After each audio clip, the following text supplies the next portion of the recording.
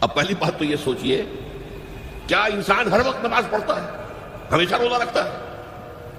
جب اللہ کہہ رہا ہے میں نے تو پیدا ہی کیا میری عبادت کے لیے، کوئی اور کام اگر وہ کر رہا ہے تو وہ میرے مقصد تخلیق کے خلاف کر رہا ہے۔ وَمَا خَلَقْتُ الْجِنَّ وَالْإِنسَ إِلَّا لِيَعْبُدُونِ، میں نے تو جنوں اور انسانوں کو صرف اس لیے پیدا کیا کہ میری عبادت کریں۔ تو اصل میں بات کیا ہے، یہ نماز، روزہ، حج اور زکوٰۃ یہ بھی عبادات تو ہیں، اصل عبادت کچھ اور ہے۔ اصل عبادت کیا ہے؟ الحمدللہ وکفا والصلاة والسلام علی عبادہ الذین اصطفیٰ، خصوصاً علی افضلہم وخاتم النبیین محمد الامین وعلی آلہ وصحبہ اجمعین۔ اما بعد فاعوذ باللہ من الشیطان الرجیم، بسم اللہ الرحمن الرحیم۔ رب اشرح لی صدری ویسر لی امری واحلل عقدۃ من لسانی یفقہوا قولی۔ اللہم ربنا الہمنا رشدنا واعذنا من شرور انفسنا، اللہم ارنا الحق حقا وارزقنا اتباعہ وارنا الباطل باطلا وارزقنا اجتنابہ، اللہم وفقنا لما تحب وترضى، آمین یا رب العالمین۔ معزز حاضرین اور محترم خواتین، السلام علیکم ورحمۃ اللہ وبرکاتہ۔ آپ کے علم میں ہے کہ میرا آج کی گفتگو کا عنوان ہے کلمہ طیبہ، اور اس کے حوالے سے یا اس کی روشنی میں ہمارے دینی فرائض۔ بچپن میں مجھے امید ہے کہ بہت سے لوگ خوش نصیب ایسے ہوں گے اس مجمع میں جن کی تعلیم کا آغاز قاعدہ یسرنا القرآن سے ہوا ہو یا نورانی قاعدے سے ہوا ہو، اور پھر اس کے بعد حضرت مولانا مفتی کفایت اللہ رحمۃ اللہ علیہ کے کتابچے تعلیم الاسلام جو ہے انہیں پڑھائے گئے ہیں۔ ظاہر بات ہے کہ آج کل وہ رواج ختم ہو چکا ہے، آج کا ہمارا دور مادہ پرستی کا ہے۔ ہماری تعلیم میں بھی آپ کو معلوم ہے کہ کنڈر گارڈن جو ہے اس سے بات شروع ہوتی ہے، اور ممی اور پاپا یہ الفاظ جو ہیں وہ بچوں کو سکھائے جاتے ہیں، اللہ اور اس کے رسول کا نام عام طور پر نہیں پڑھایا جا رہا۔ لیکن یاد ہوگا آپ کو کہ اس سلسلے میں سب سے پہلے ایمان مفصل، ایمان مجمل یاد کرائے جاتے تھے، ایمان کیا کیا ہے، پھر 6 کلمے پڑھائے جاتے تھے۔ یہ 6 کلمے یوں سمجھیے کہ اسلام کی تعلیمات کا لب لباب اور خلاصہ ہے۔ ان میں سے پہلے 2 کلمے کیا ہیں جو اہم ترین ہیں؟ کلمہ طیبہ، لا الہ الا اللہ محمد رسول اللہ صلی اللہ علیہ وسلم۔ یہ مختصر ترین کلمہ ہے، اسے ہم کلمہ طیبہ کہتے ہیں، اور یہ سمجھیے کہ ہمارے دین کی جڑ اور بنیاد اور اساس ہے۔ دوسرا کلمہ اسی میں لفظ شہادت کا اضافہ ہو کر اشہد ان لا الہ الا اللہ واشہد ان محمد رسول اللہ صلی اللہ علیہ وسلم۔ یہ کلمہ شہادت جو ہے یہ اسلام میں داخلے کا شاہدرہ ہے۔ شاہدرہ، در کہتے ہیں دروازے کو، شاہدرہ بہت بڑا دروازہ۔ جو لوگ دلی سے واقف ہیں انہیں یاد ہوگا، معلوم ہوگا کہ دلی جو ہے وہ جمنا ندی یا جمنا دریا کے مغرب میں واقع ہے، اور مشرق سے جو بھی آتا ہے یو پی سے، اس کو پہلے ایک قصبے سے گزرنا پڑتا ہے، جس کے بعد پل آتا ہے جمنا کا، اور اس قصبے کا نام ہے شاہدرہ پل۔ اسی طرح کا شاہدرہ ایک لاہور میں ہے۔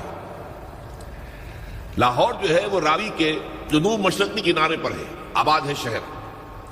اب جو بھی پشاور سے، سرحد سے، اسلام آباد سے، پورے پنجاب سے لوگ آتے ہیں تو انہیں لاہور میں داخل ہونے کے لیے دریائے راوی کراس کرنا ہوتا ہے، لہذا وہاں بھی ایک قصبہ ہے جس کا نام شاہدرہ ہے۔ شاہدرہ یہ بڑا در ہے کہ جس سے داخل ہو کر آپ دلی میں یا لاہور میں داخل ہوں گے۔ اسی طرح میں نے عرض کیا کہ اسلام میں داخلے کے لیے شاہدرہ جو ہے وہ ہے اشہد ان لا الہ الا اللہ واشہد ان محمد رسول اللہ صلی اللہ علیہ وسلم۔ آج میں انہی 2 کے حوالے سے آپ کے سامنے کچھ باتیں رکھ رہا ہوں، باتیں بالکل بنیادی ہیں، اور میں سمجھتا ہوں کہ آپ کے ذہنوں کے اندر موجود ہیں، صرف یہ ہے کہ آپ نے شاید زیادہ کبھی شعوری طور پر توجہ نہ دی ہو اور ان کے بارے میں کہیں گہرا غور و فکر نہ کیا ہو۔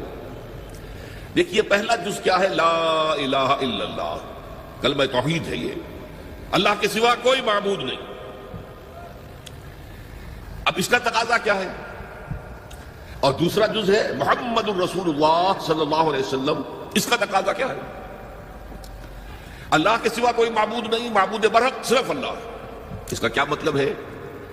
عبادت صرف اس کی ہوگی، کوئی معبود نہیں اللہ کے سوا، عبادت اسی کی ہوگی۔ اس عبادت کا مفہوم کیا ہے؟ قرآن مجید میں بہت سے انبیاء کی اور رسولوں کی دعوت بیان ہوئی، اور نام بنام کہا گیا۔ ان کی دعوت کیا تھی؟ ان اعبدوا اللہ ما لکم من الہ غیرہ، اللہ کی عبادت کرو، تمہارا کوئی الہ اس کے سوا نہیں ہے۔ اس کے ساتھ ہی بعض صورتوں میں ایک لفظ کا اضافہ ہوتا ہے۔ سورہ شعراء میں ان اعبدوا اللہ واطیعون، عبادت اللہ کی کرو، میری اطاعت کرو۔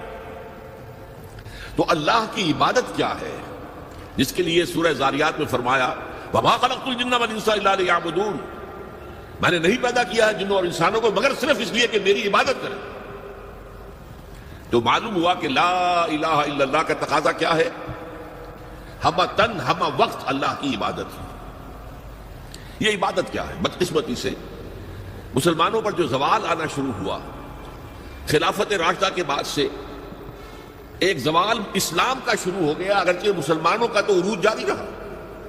دور بنو امیہ میں، دور بنو عباس میں دنیاوی اعتبار سے سطوت، شان اور شوکت بڑھتی چلی گئی، لیکن اسلام جو ہے اس کے اندر زوال شروع ہو گیا۔ سب سے پہلا زوال کیا آیا؟ وہ خلافت کہ جو مسلمانوں کو اپنے میں سے کسی بہترین شخص کا انتخاب کر کے جس کا تعین ہونا چاہیے تھا، وہ خلافت موروثی عہدہ بن گئی، خاندانی بات بن گئی، قبائلی بات بن گئی۔ یہ ہمارے زوال کا پہلا مظہر تھا۔ بہرحال اس کے بعد رفتہ رفتہ ہمارے تصورات بھی کچھ محدود ہوتے چلے گئے، ہوتے ہوتے بات یہاں تک پہنچی کہ عبادت کا مطلب ہے نماز، روزہ، حج اور زکوٰۃ۔ اب پہلی بات تو یہ سوچئے، کیا انسان ہر وقت نماز پڑھتا ہے، ہمیشہ روزہ رکھتا ہے؟ جب اللہ کہہ رہا میں نے تو پیدا ہی کیا میری عبادت کے لیے، کوئی اور کام اگر وہ کر رہا ہے تو وہ میرے مقصد تخلیق کے خلاف کر رہا ہے۔ وما خلقت الجن والانس الا لیعبدون، میں نے تو جنوں اور انسانوں کو صرف اس لیے پیدا کیا کہ میری عبادت کریں۔ تو اصل میں بات کیا ہے؟ یہ نماز، روزہ، حج اور زکوٰۃ یہ بھی عبادات تو ہیں، اصل عبادت کچھ اور ہے۔ اصل عبادت کیا ہے؟ عبد کہتے ہیں غلام کو۔ غلام پچھلے زمانے کا تصور کیجئے، یہ ایسا نہیں تھا جیسے آپ کسی کو ملازم رکھ لیں۔ آج امپلائر امپلائی ریلیشن شپ یہ اور ہے۔ آپ نے کسی کو ملازم رکھا ہے، فرض کیجئے دہاڑی پر رکھا ہے، وہ 8 گھنٹے کام کرے گا، پھر چھٹی کرے گا، اس کے بعد وہ آپ کا کوئی تابع نہیں ہے، آپ کا غلام نہیں ہے، بلکہ آپ کا بھی ایک ہی ووٹ ہوگا، جب الیکشن ہوگا اس کا بھی ایک ہی ووٹ ہوگا۔ تو اصل میں غلام جو ہوتا تھا وہ ہمہ وقت، ہمہ تن، ہمہ جہد، ہمہ وجوہ بندگی کرتا تھا، اطاعت کرتا تھا۔ ملازم کہہ سکتا تھا کہ میرے تو اوقات ختم ہو گئے۔ آپ نے کسی کو رکھا خانسامہ کی حیثیت سے، اور فرض کیجئے ابھی فلش سسٹم نہیں آیا تھا تو بیت الخلاء جو ہے آپ جس طرح کے ہوتے تھے سب کو یاد ہے، کسی دن بھنگن نہیں آئی، آپ کہیں اس سے خانسامہ سے کس طرح جاؤ بیت الخلاء صاف کراؤ، وہ صاف ہے کہ صاحب میں تو خانسامہ ہوں، میں آپ کو کھانا پکا کر دینے کا پابند ہوں، میں یہ آپ کا بیت الخلاء صاف کرنے کا تو پابند نہیں ہے۔ کہے گا کہ نہیں کہے گا؟ لیکن غلام نہیں کہہ سکتا۔ غلام تو ملکیت ہے، وہ 24 گھنٹے کا مطیع ہے، جو کام کہا جائے کرنے پر مجبور ہے، انکار نہیں کر سکتا۔ اور آپ کو معلوم ایک اور بات ہونی چاہیے کہ غلام تو خود مملوک ہوتا ہے، اس کی ملکیت کوئی نہیں ہوتی۔ آقا نے کوئی اگر کوٹھڑی دے دی ہے کہ تم رات کو اس میں سو جایا کرو تو کیا وہ اس کوٹھڑی کا مالک ہو گئے؟ آقا نے کوئی چارپائی دے دی ہے اس پر سویا کرو تو کیا چارپائی کا مالک ہو گئے؟ نہیں، قطع نہیں، خود مملوک ہے۔ اور پچھلے زمانے میں غلاموں کا معاملہ کیا تھا؟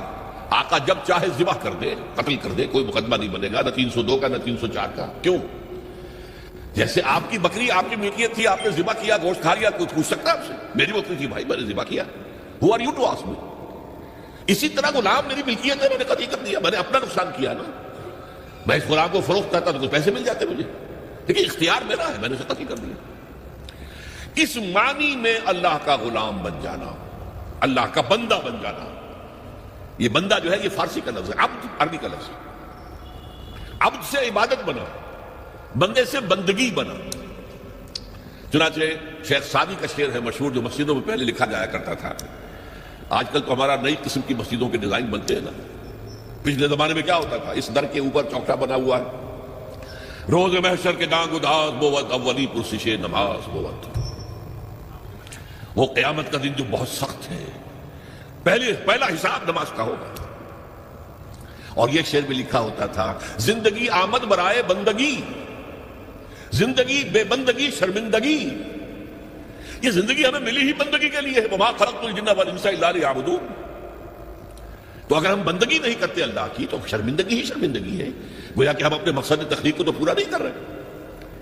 آپ نے قلم بنایا تھا لکھنے کے لیے، لکھتا نہیں ہے تو اٹھا کے پھینک دیں گے، آپ اس کو کوڑے میں ڈالیں گے. لہذا انسان کی تخلیق اور جنوں کی تخلیق بندگی کے لیے. زندگی آمد برائے بندگی، زندگی بے بندگی شرمندگی. یہ ہما وقت، ہما تن، ہما وجوہ، ہما جہد اللہ کی اطاعت. یہ ہے عبادت. اس عبادت کے لیے عبادات ہمیں دی گئی ہے. جیسے یہ اگر کھڑا ہوا ہے شامیانہ تو آپ نے دیکھا یہ جو بانس کھڑے ہوئے ہیں، یہ عبادت جو ہے اس کی چھت سمجھ لیجئے 4 ستونوں پر کھڑی ہے. نماز، روزہ، حج، زکات. نماز کس لیے؟ تاکہ 5 مرتبہ تازہ کر لو اللہ سے عہد بندگی، ایاک نعبد و ایاک نستعین. کہیں بھول مت جانا. صبح ہوئی ہے پہلے اپنا اللہ سے بندگی کا عہد تازہ کر لو، پھر دکان پہ جانا، پھر دفتر میں جانا، اور پھر دوپہر میں پھر نکلو، پھر تازہ کرو. وہ آپ کا لنچ آور ہوگا لیکن اس میں اللہ کو پہلے یاد کرو. پھر جب بہت زیادہ ایکٹیویٹی کا ٹائم ہوتا ہے شام کا، پھر یاد کرو اللہ کو عصر کے وقت، پھر مغرب کے وقت، پھر رات کو عشاء. 5 دفعہ یاد کرو اقم الصلاۃ لذکری، کہ تمہیں یہ بات یاد رہے کہ ہم اللہ کے بندے ہیں اور ہمارا کام بندگی ہے. ہما تن، ہما وجوہ، ہما وقت اللہ کی عبادت.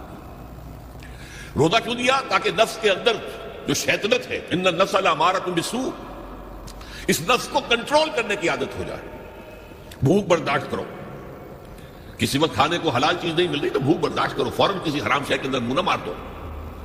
تمہارے اندر عادت ہونی چاہیے. پیاس شدید لگی ہوئی ہے تو اگر کوئی صحیح مشروب نہیں ہے تو ایسا نہ کرو کہ کیا کریں یہاں پر تو سوائے جو شراب کا کچھ ملتا ہی نہیں تو لوگ شراب ہی پیتے ہیں. اس کے لیے مشق کرانے کے لیے 30 دن صبح سے شام تک جائز مشروب بھی نہ پیو، جائز کھانا بھی نہ کھاؤ، تاکہ تمہارے اندر صلاحیت پیدا ہو جائے کہ باقی 11 مہینوں میں ناجائز سے تو بچو. یہ ہے عبادت کے ساتھ ان عبادات کا تعلق.